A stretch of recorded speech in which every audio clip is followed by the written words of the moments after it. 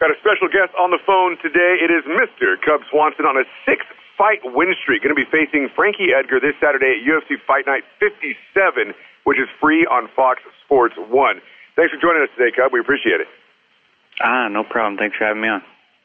At what point, I'm curious, is there an age, like when you turn 40, do you become Bear Swanson?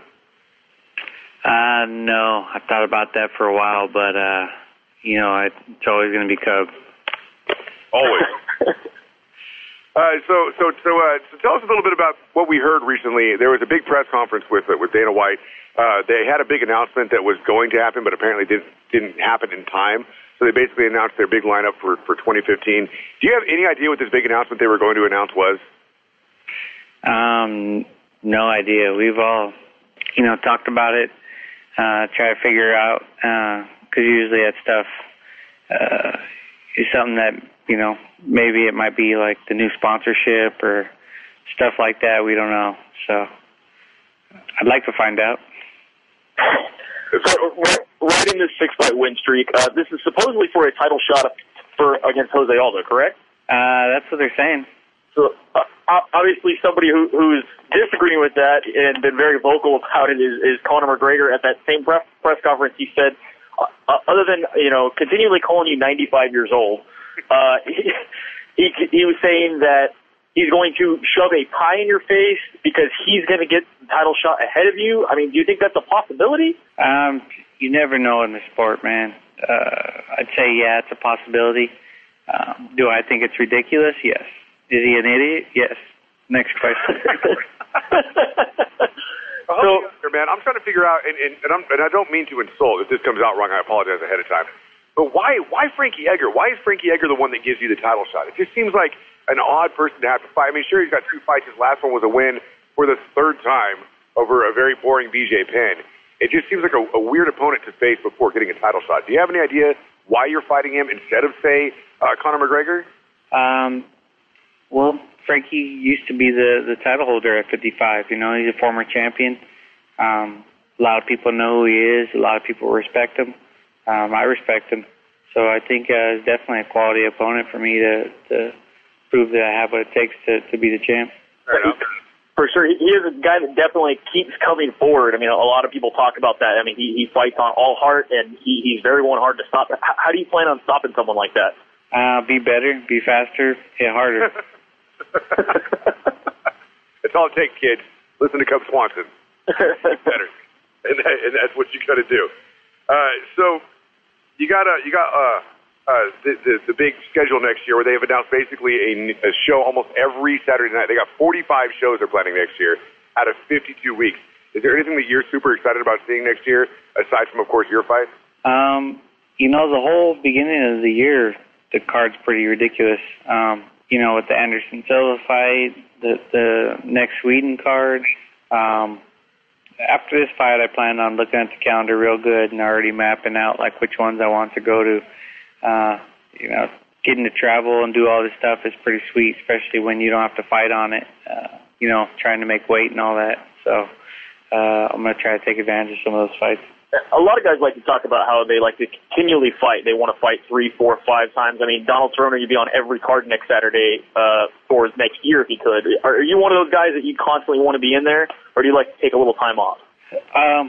No, I'm the opposite. Me and Cowboy are cool. We come from the same camp, but we are the complete opposite the way we train for fights. And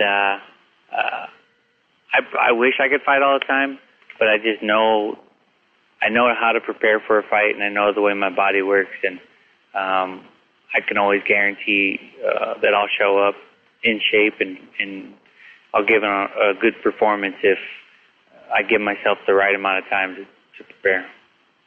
Well, in all fairness, I don't know a lot of other fighters out there besides Cerrone that train for fights by wakeboarding and drinking a lot of Bud Light. Yeah, he's a freak of nature.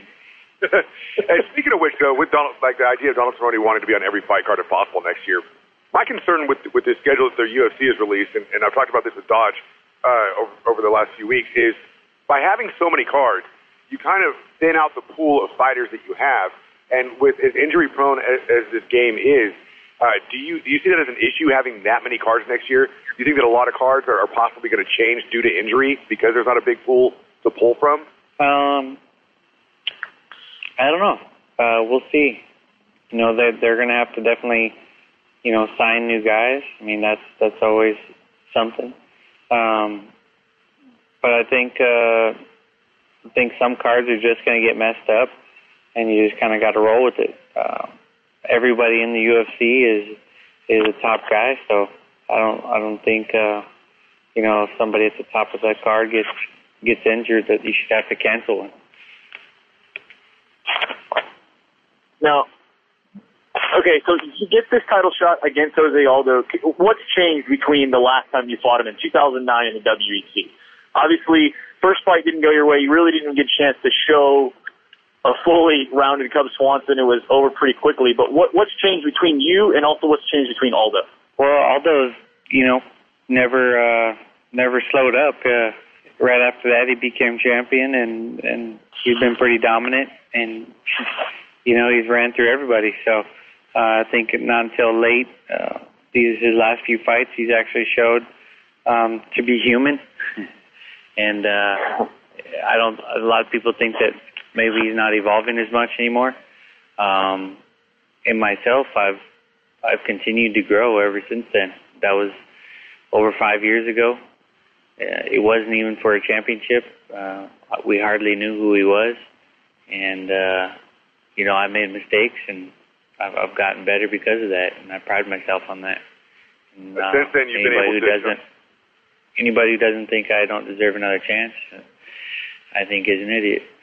Yeah, well, anybody who thinks you don't deserve another chance is crazy, because you did rack up a 6-fight win streak recently, with 5 of those wins being by, or 4 of those wins being by KO or TKO, which is very impressive. And your next fight again is going to be happening this Friday up against Frankie Edgar, UFC Fight Night on Fox Sports 1. We got one more question for you before we let you go, man. It's who would win in a fight question. Dodge, go ahead. All right, Cub. Who would win in a fight? A bear with machine guns for hands and feet, or a pterodactyl that poops chainsaws? I would have to say the bear, because pterodactyl pooping, you'd have to come at weird angles. You always got to come at weird angles with a pterodactyl, man. Yeah, that's just part of life. Cub Swanson, you're a great dude. I read some of your history on your Wikipedia. It says that you used to work with kids with cerebral palsy. That's awesome, and doing jiu-jitsu, and that's kind of how you got into the fight game. You have a very storied past, and to get where you are today is a pretty exceptional thing, man. We wish you the best of luck this Saturday, again, facing Frankie Edgar, UFC Fight Night 57, live and free on Fox Sports 1. Thank you very much for your time today, and best of luck to you. Thank you, guys. I really appreciate that.